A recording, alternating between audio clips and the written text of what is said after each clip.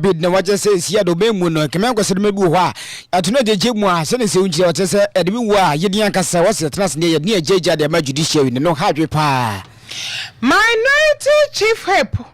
Honorable Gavins Kwame Agboja edi atodwa se Nyankopon ya adoma chena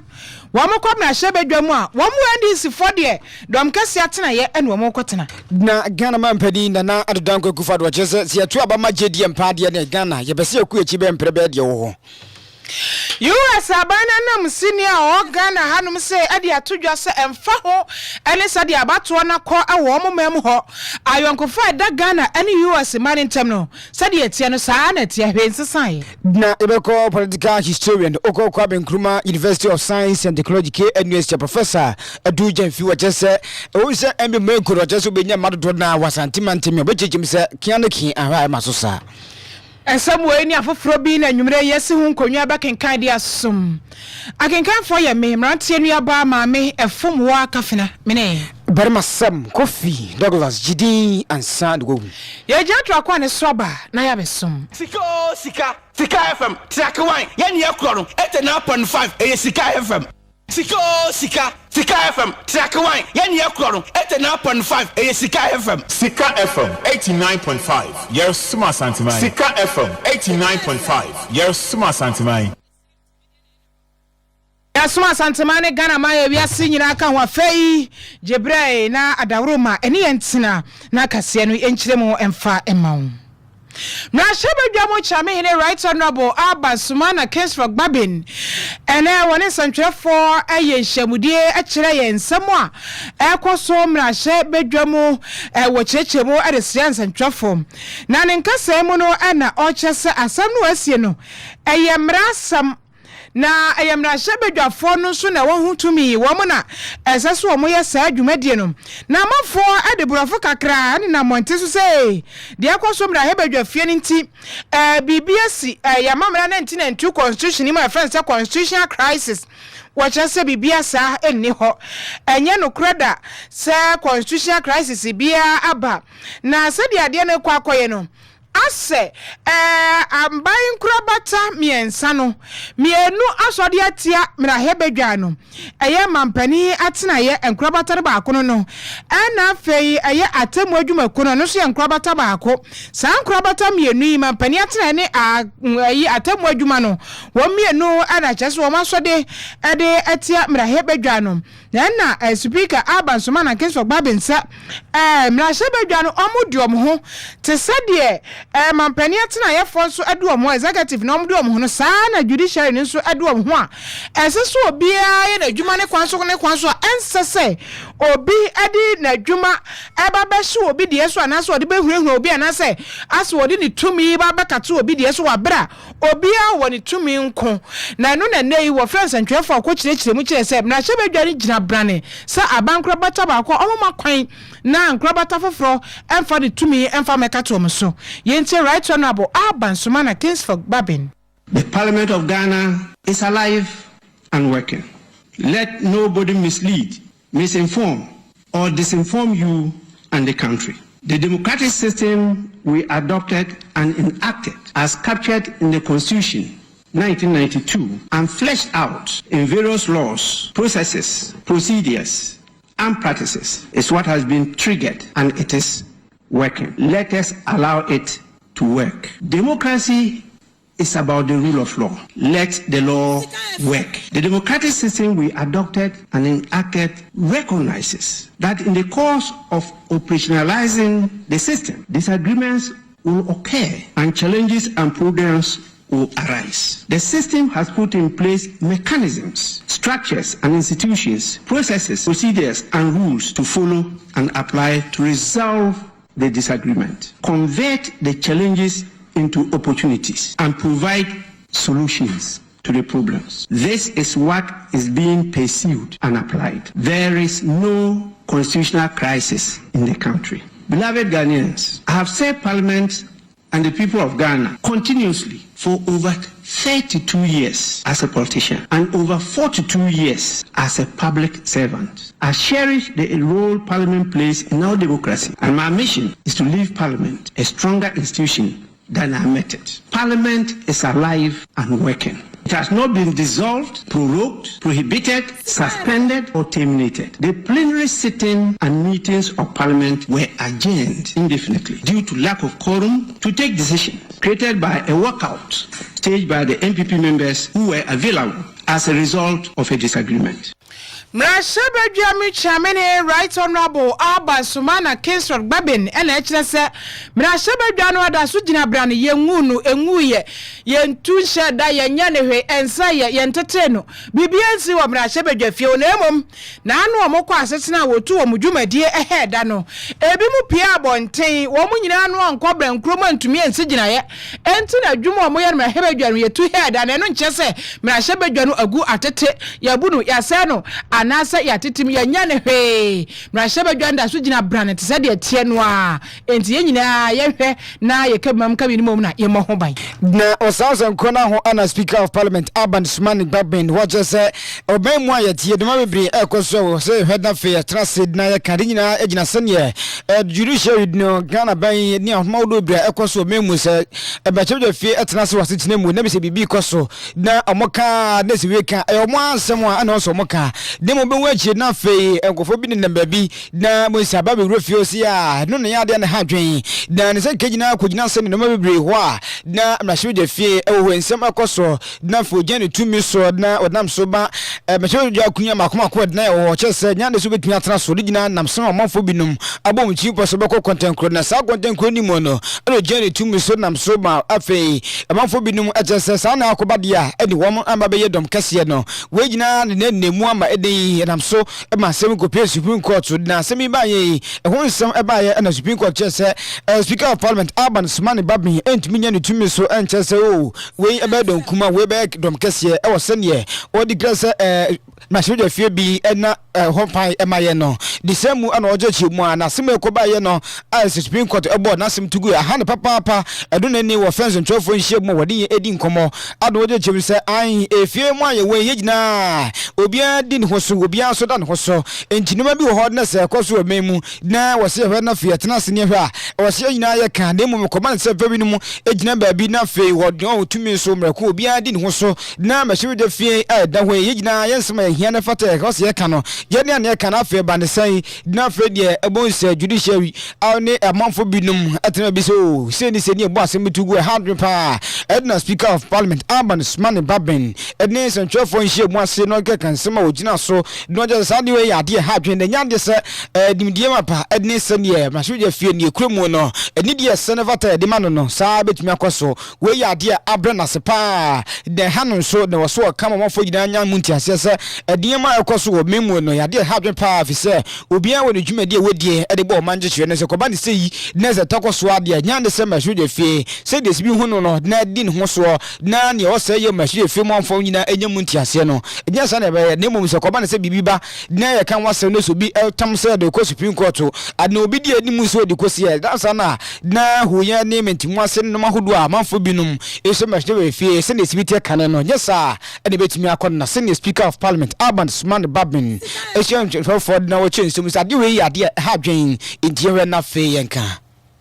As one of the protagonists in this matter and a long-time practitioner, it will be a disservice not to respectfully draw your attention to some of the facts, principles, and ethics of politics and governance, the practice and procedures of Parliament, and what is generally referred to as parliamentary law, to throw light on some aspects of the matter and to clarify the considerations that underpinned my actions. The current brouhaha may be likened to a power play between the arms of government and has the potential to undermine our democracy and the authority of Parliament. Its outcomes could subvert Ghana's constitutional order and the democratic system Ghanaians have toiled, sacrificed their lives, and shed blood to establish for decades. Ladies and gentlemen, recent acts of the judiciary and executive, and I see them as interference in the workings of Parliament, pose a direct challenge to the essence, jurisdiction, authority, powers, and functioning of the esteemed institution of Parliament, which is the repository of the sovereign will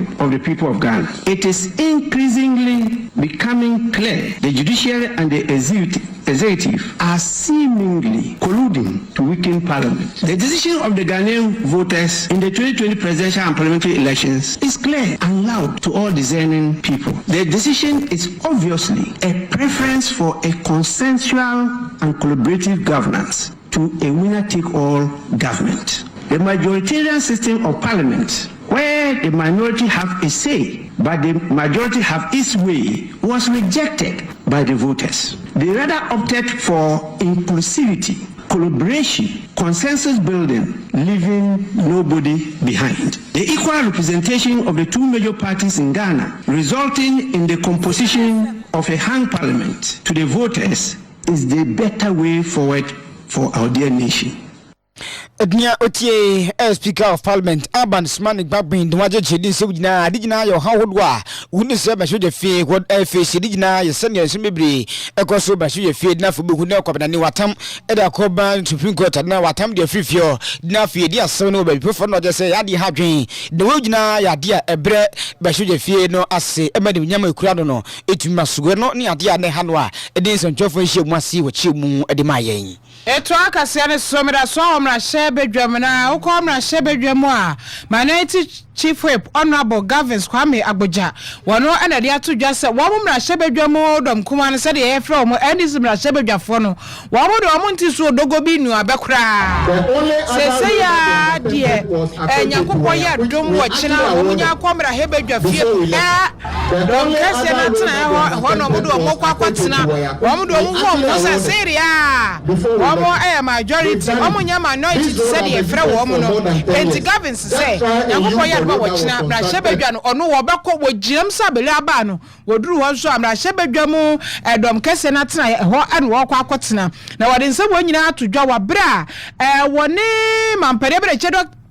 Oni mamperida da John Dramani Mahama wo kuta Frank Adiama NDC amanyoko na bedi echire Professor Jane na Opokwa Jimai eko ye campaign from Mantemu eho na Honorable Gavins Kwame Agboja kan say Nyankopon ya adma wo kina omo kwa wombekwa akwotena dom kese no atena ye yentie no. The only other road that they have attempted was Akote to Waya, which we actually awarded before we left. They've done it. This road have existed for more than 10 years. Just try and use the road that was constructed for less than 1 year and see for yourself the quality. This is NDC quality, that is NPP quality. So I do not intend to be called minority leader in 2024, and that will not happen. I will be going to Parliament on Thursday as majority chief whip, and I'll come back as majority chief whip. Whoever doesn't like it can do whatever he or she likes. As far as I'm concerned, the 4 colleagues have actually vacated their seat in accordance with Article 97. And since they are not going to renege on that decision not to contest, they are no longer valid members of Parliament. Your Excellency, you are a pace setter. You have achieved so many firsts. May I remind you this evening that you have achieved another first. You are the first running mate of a party to step foot to do a campaign in this constituency for the first time. Nobody has ever done that, and no place than Ahunda. Any Minority Chief Whip Honorable Gavins Kwame Agboja. Wasi bramra shebedwade yetu ahead that wo firi wo pie no he majority chief whip into walk kwezu saa yakobon ya adwo kina wo kwa kwotena dom kese no antena enti odato a majority chief whip ba yanto so na fe yanko keraman pedi na adudanko kufad na kache na Ghana ban na wakasa na ochese obanwe no aka kakra bi na fe wako desenti no ihanza Ghana fo gina ya hweye e wa fe yabato imu na ne okagina kogina se afia bato mpeso ba de mafo gina adwenya okese ne se ni peso mesi obenten hwane nto abanfoma no dum wonje se woye mampani de den so nko kama Ghana fo gina anya munti asese da bede chwe Dr. Mahmoud Bobion se ya okura Frank Kadima America no odoni pakan a Ghana fo gina enhwe na fe yento abama no defise di padada de ohia se wo so se ba bi odi gina ye jedi monkomobo adena wakada ne nkomobo gina ko wie Western North region edi na odi nananom edi mafo bi ni ma wo ehia de waka chom se we ya de waka amafo gina enyam ntia se Ghana ban ya yegomi wom se aban no ye bia fishing school ba ye agenda 111 edi na mahudo gina na ban edi go akwambu na ebe mo ekodie se wakaso wo ye bibia ma Ghana fo gina ewoton ye pa na kobane se John Dramani Mahama se wo se ba entianto abanfoma no na ye mani 24 economy ho nhye ahodo opeso de ba na mremu saade a nya ne Ghana fo gina wo se tie ase se onya de pebe bia mfama ana o meja ade pebe bia na sa kan edikowura se ne ne preso duma ho no ye ne no mahodo bi nso a wantumi anyo ne ni wa presa mafo gina ento abanfoma no edina Ghana mampani na adedan kwakufa do wo se abanfo wa gina ye hwe enchekra JDM sabeba Western North inti North Western North for se kobane se oba na ebia nkomobomu no ka bibisi amusa ne se 24 economy no mere bia na ne penso no ye bi ankonye hwe inti se kobane sa na so musa de tumi na kwan be so ne kwan be so ade betumi afaso ayese 24 economy no chi no je se Ghana fo gina ye hwe na fe ye Friday da so bibia gidie mapa enhye Dr. Mahmoud Bomiemu ne nto abama no wafi yabatomu na aban edi emi ba man yeko no wonsa nto ne papa ewo so na oman enane dane na afi enko animu serebe ya so kuma ne se gine ba bi ne ya kan wo so emi bia ban de omo ba kunimdie ene nkosonko a na se ne Ghana mampani nana adodankwa akufado echiemu adecheyeni John Dramani Mahama obeba bio ansani ato aba no ba mu bisa no Kumasi Brewery na wo Kumasi all your Guinness yes start mo me enye mistake enko ya chi yan taiba wo me chi and enko ya nim now to take us to the next step in the development of Ghana. Adnia otie Ghana mampani nana adedan kwakufa na otinkin wabreko a okọ Western North region na ocheche nsemu de chese JDM de onsen fatate wase yeto abama ni bio ne mum yentuma na bede chwe Frank Crawford ma America Dr. Mahmoud Baumia USA abano anam senior wo Ghana ha aye mami Virginia E Palmer wono na de atu dwase emfa woni said ye USA wo mo abani sunsanso akwaye said ye ayonkofa da Ghana any US man ntem no ebekosoa agina ne naso saa said ye tie na woni santwerefo ehia no agye so ne ni agye wode akoso woni kurom no amanfo bebre kansem san hwe ya na ayonkofa eda US ne Ghana ntem na akwakwose na maami che so da bi ensakra bi ni hono mo ebebem asensakra ya ebeba no a ebi wo US na ebi wo ha efiti 2025 ekono Ghana ha ebenya mampani foforo saa so na US fonso omanya mampani foforo eno ane no baby amato aba mampani foforo aba nti afoforo fo mienu no a amani mienu nyina abekoso atena te sade etie na ya yonkofo abekoso ya te sade etie ati emo bia dwene nyane se asa amani mienu abato ni nti ayonkofo ne besesa ne fine wo se da bi bibia se ni hono ma ebekoso sade US ene Ghana tie no saa ena ebeto so yenti Virginia E Palmer. No matter who the winner today, the United States and the embassy stand ready to deepen the partnership with Ghana. We're going to have new administrations in both countries. Democracy is so important to both the United States and to Ghana. It is the single most important source of our prosperity and our stability. President Biden is the president until January 20th, until Inauguration Day. And Ghana remains and is a foundational country for the United States in Africa.